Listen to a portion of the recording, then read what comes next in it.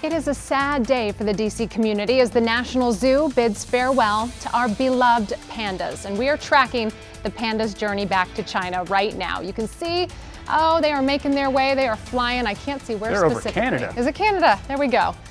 Winnipeg is what we're being told. The pandas left from Dulles International Airport just about 3 hours ago. And for perspective here, it's a 19-hour flight to Chengdu, China. However, the crew did stop to refuel in Canada. Hopefully they got some more bamboo as well. The zoo kept the pandas' official departure date very quiet. Only members of the media were there as the pandas left their longtime home.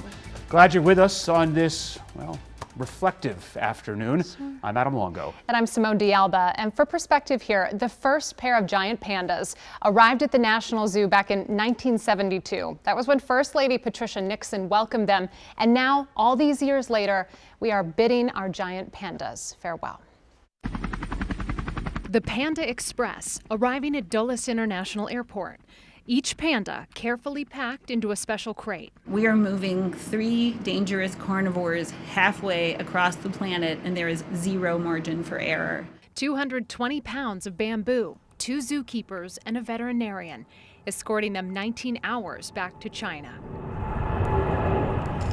It's a bittersweet day for the National Zoo and for the community. I thought we'd be able to see him today, and when we found out they were leaving today, we missed him, and we just saw the FedEx truck leaving, and that was it. The panda exhibit now empty for the first time in 23 years. I was just a little disappointed, and fans gathered to see Tian Tian, Mei Shang, and their cub, Xiao Qiji, for one final farewell. Take it for granted. When it's here, you'd be like, next week, tomorrow. But after a while, you're just like, oh, now they're gone. Dubbed panda diplomacy, they were a gift from China and became a symbol of cross-cultural collaboration between the Chinese and the Americans.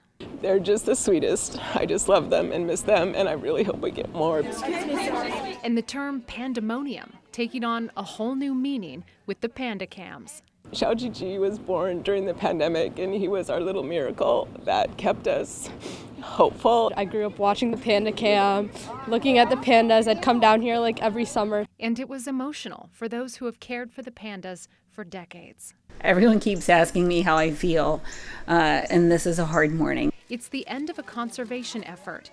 When the breeding program initially started, the pandas were listed as endangered. We are celebrating the success of the world's longest running conservation program for a single species. In the more than 50 years that we have been working with these animals, giant pandas have been moved off the endangered species list. Pandas that have brought joy to so many people. I hope they have a safe trip. They're big animals. Panda fans gathered at the National Zoo for one final farewell. bye, pandas! Now, Michaela Lucero is at the National Zoo right now. And Michaela, we know the zoo closed just a few minutes ago, but there's a lot of people still reacting to the pandas leaving. We've seen so much sadness. And what have you been seeing when you've been talking to people out there? Yeah, Simone, that's just it. People are so sad that these pandas are gone. I talked to so many different people today, all of which had the same sentiment, that they are just so sad to see the pandas go to China and that they can't see them anymore. Here's a few more words from people who I spoke to today. So disappointed. Horrible. We drove all the way from Roanoke yesterday, hoping to see the pandas. We made a decision yesterday not to come for 2 hours and to spend the day at the zoo today. I felt sad. We heard they were leaving in December. We had planned a trip for the 15th next week. Heard they were leaving earlier. Thought today would be a great day until we saw on the morning news, Channel 9, that they were being packed up and leaving. So very disappointing.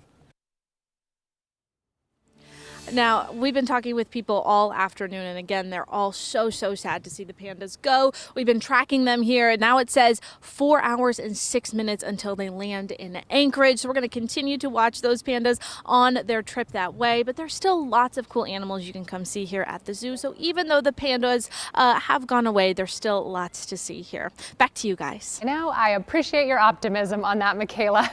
Thank you. Appreciate it. All right, these are some of your reactions. We know the pandas have meant so much to you in this community, and many of you are reacting on social media this afternoon, sharing your opinions with us. I thought Lauren's reaction, well, sad baby face. That kind of sums it up. Okay, we have, as a native Washingtonian, their departure makes me very sad. They brought a lot of joy to a lot of people. That was Patty.